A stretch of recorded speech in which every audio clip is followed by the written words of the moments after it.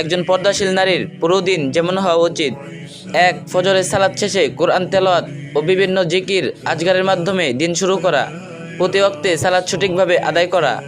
2. দিনের শুরুতেই আল্লাহর শুকরিয়া আদায় করা। 3. বাসার কাজে শুরু করার আগে নিজের মাথায় সেট করে নেওয়া সারাদিন ধারাবাহিকভাবে কোন কোন কাজগুলো করতে হবে এবং কোন কোন কাজগুলো করার ক্ষেত্রে পর্দার ব্যাপারে বিশেষভাবে সতর্ক থাকা অবলম্বন করতে হবে। 4. প্রতিটি কাজের ক্ষেত্রে কিভাবে আল্লাহর সন্তুষ্টি অর্জন করা যায় সেদিকে খেয়াল রাখা।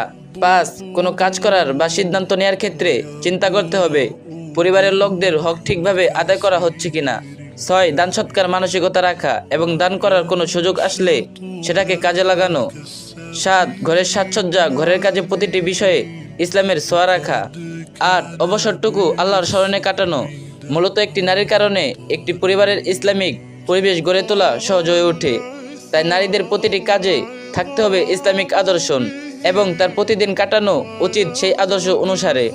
ভিডিওটা ভালো লাগলে একটা শেয়ার করে দিন, আর যে যেতে পারেন কপি লিংক করে দিন।